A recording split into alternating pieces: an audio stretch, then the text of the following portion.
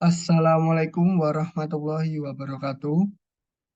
Perkenalkan teman-teman, nama saya Amila Dito Adiatma Wijanarko dengan NIM L200220056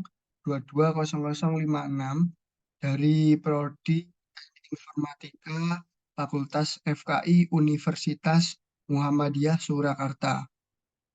Di sini saya ingin mempresentasikan bab 13, yaitu dengan tema biografi ilmuwan Muslim dan penemuan-penemuan penting bidang sains dan teknologi. Oke, kali ini kita akan membahas manfaat mempelajari biografi ilmuwan Muslim. Satu, mengungkapkan informasi dan fakta peradaban Islam agar generasi muda Islam memiliki semangat memperjuangkan masa depan peradaban Islam. Dua, mengajarkan hal-hal strategis yang bisa dilakukan generasi Muslim untuk merintis kejayaan peradaban Islam di masa mendatang. Tiga, melakukan telaah dan evaluasi sehingga rahasia kesuksesan ilmuwan Muslim masa lalu bisa diteruskan oleh generasi Muslim masa kini. Kemudian slide selanjutnya. Ini ada ilmuwan namanya Jabir Ibnu Hayyan. Di Barat dikenal dengan nama Ber, seorang ilmuwan Muslim yang diakui bapak ilmu kimia. Tiga, memperkenalkan metode ilmiah dalam penelitian kimia dengan cara eksperimen. Empat, kontribusi yang paling fundamental adalah penyempurnaan teknologi kristalisasi, distilasi, kalsinasi, sublimasi, dan evaporasi. Lima, capaian yang paling fenomenal adalah penemuan dan pengklasifikasian berbagai jenis mineral dan asam yang diproduksi dengan menggunakan piranti rancangan yang disebut alembik atau ambigu.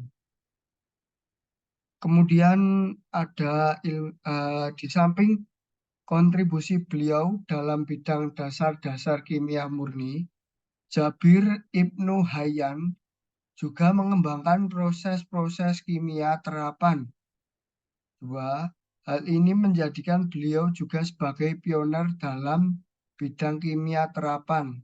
Tiga, di antara capaian beliau di bidang kimia terapan adalah pemurnian beberapa logam, pengembangan baja, warna pakaian, dan penyamakan kulit, pembuatan gelas, dan lain-lain.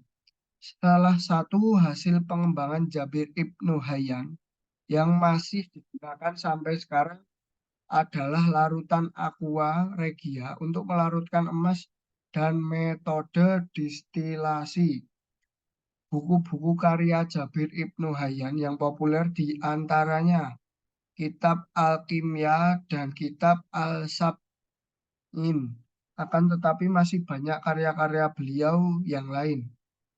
Kemudian ada ilmuwan kedua, Muhammad bin Musa Al-Hawarizmi.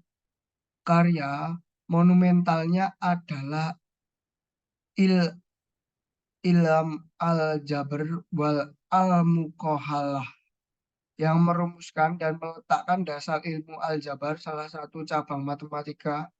Namanya juga dikenang dalam salah satu cabang matematika algoritma yang diambil dari kata bahasa Inggris algorithm, yang ternyata adalah pengucapan nama Al-Khawarizmi. Al-Khawarizmi tidak hanya ahli di bidang matematika, bahkan astronomi dan geografi. Dua, pertama kali mengembangkan tabel trigonometri sinus dan diperluas menjadi tangen, memperkenalkan angka 0 untuk melengkapi angka 1 sampai 9. Sehingga terjadilah revolusi besar di bidang matematika pada abad ke-9. Tiga, di bidang geografi, Al-Khawarizmi merevisi dan mengkoreksi pendapat Ptolemy dan menghasilkan peta dunia pertama kali pada tahun 830 Masehi. Al-Khawarizmi juga berhasil mengembangkan formula untuk volume dan keliling bumi, termasuk juga berkontribusi dalam bidang pembuatan jam, jam bayangan matahari, sundials, dan astrolabes. 6 buku-buku karya Al-Khawarizmi diantaranya Kitab Al-Jama' wal Tafriq bil Hisab di bidang aritmatika, Kitab Sular Al-Hard Permukaan Bumi yang dilengkapi dengan peta dunia dan Ikhraj Tarikh Al-Yahud tentang kalender Yahudi. Ketiga, Al-Jahid, ilmuwan Muslim keturunan Arab Negro dari Afrika Timur. Karyanya sangat luas dalam beberapa subjek diantaranya sastra Arab prosa, filsafat, kalam, psikologi, sejarah, biologi, dan zoologi.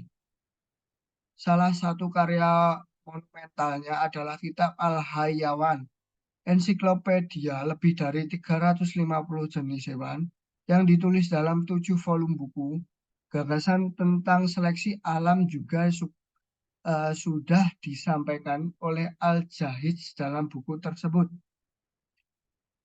Kemudian Al-Batani atau disebut dengan Al-Batani, ilmuwan terkemuka di bidang astronomi. Salah satu karya monumentalnya adalah Kitab Al-Jis.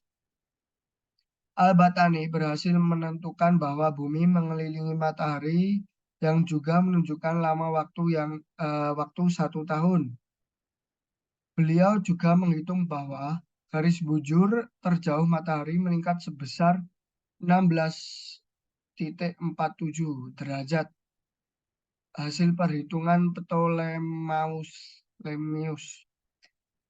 Kemiringan ekliptika dan panjang musim telah dapat ia tentukan secara akurat. Bahkan dengan diketemukannya orbit bulan dan planet, teori baru dapat ditetapkan sehingga bisa menentukan kemungkinan terlihatnya bulan di awal bulan baru di awal bulan. Hasil karya Al-Batani dalam pengukuran tentang pergerakan matahari ternyata lebih akurat dibanding apa yang telah dilakukan oleh Copernicus.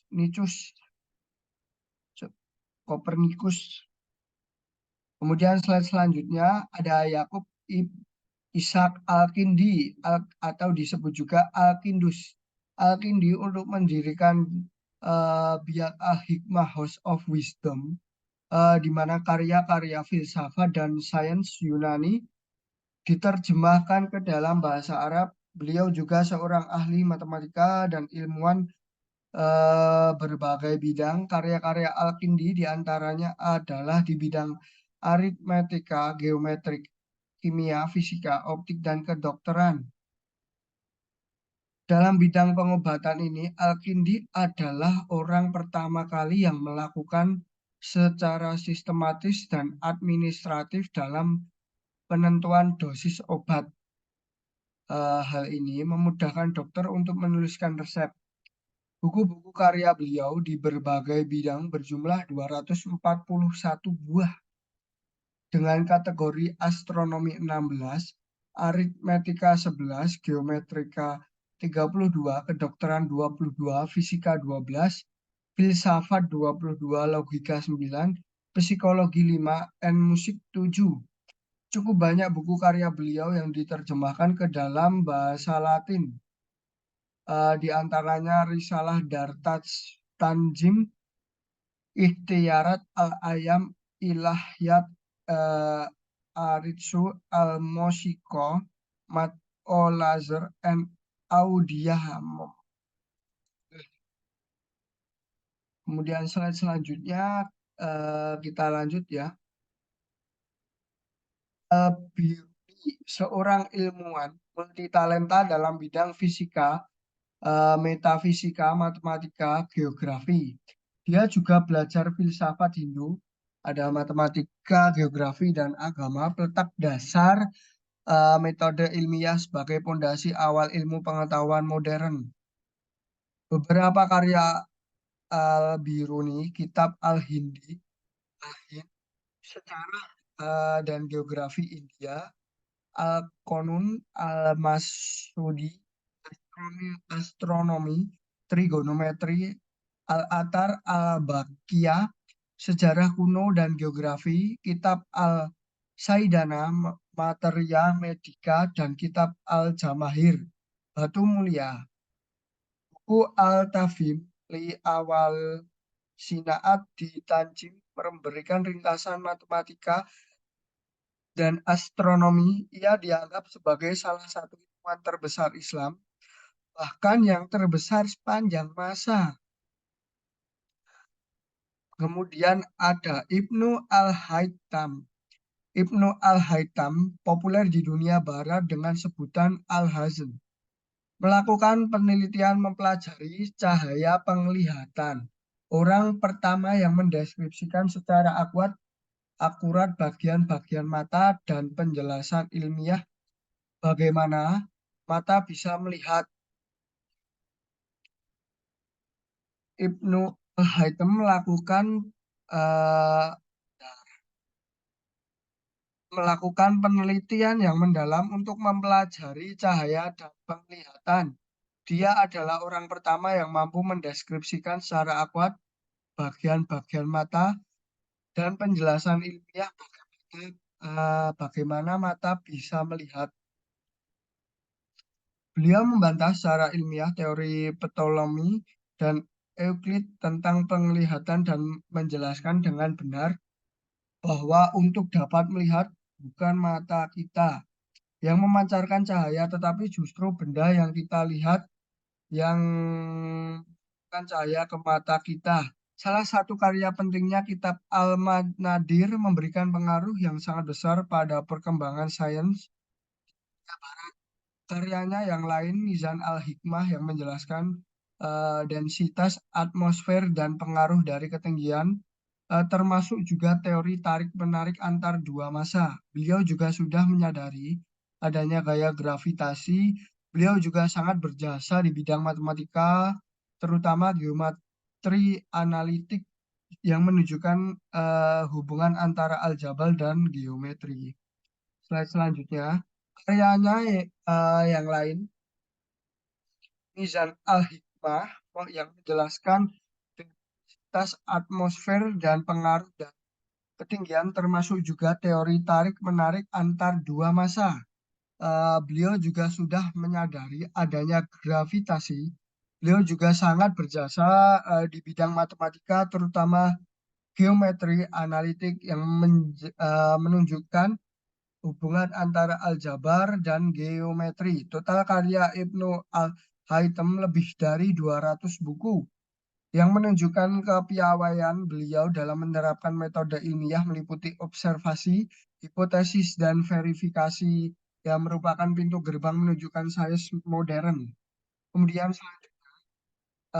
ilmuwan muslim lainnya, Ibnu Hazm dan Ibnu Taimiyah di tahun 1328 sebagai perintis metode ilmiah modern dengan metode induksi yang mendahului Francis Bacon 1561 sampai 1626. Dalam bidang kedokteran, Al-Razi atau disebut Razes Ali Ibnu Abbas, Ibnu Sina, Avicenna, Abdul Qasim Al-Bukasia, Ibnu Zuhr, Avenzor, Ibnu Rusyid, Averroes, Abdullah Ibnu Ahmad, Ali Al-Bidhar, Aben Bedar, Al-Damri berkontribusi dalam sejarah tentang bintang-bintang karya mendahului ilmuwan Barat Buffon 7 abad sebelumnya. Selanjutnya, oke, presentasi kali ini sudah sampai kita cukupkan sampai di sini. Kurang lebihnya mohon maaf dalam menyampaikan presentasi kali ini. Kita tutup dengan apa itu alhamdulillah ya. Alhamdulillahirobbilalamin. Wassalamualaikum warahmatullahi wabarakatuh.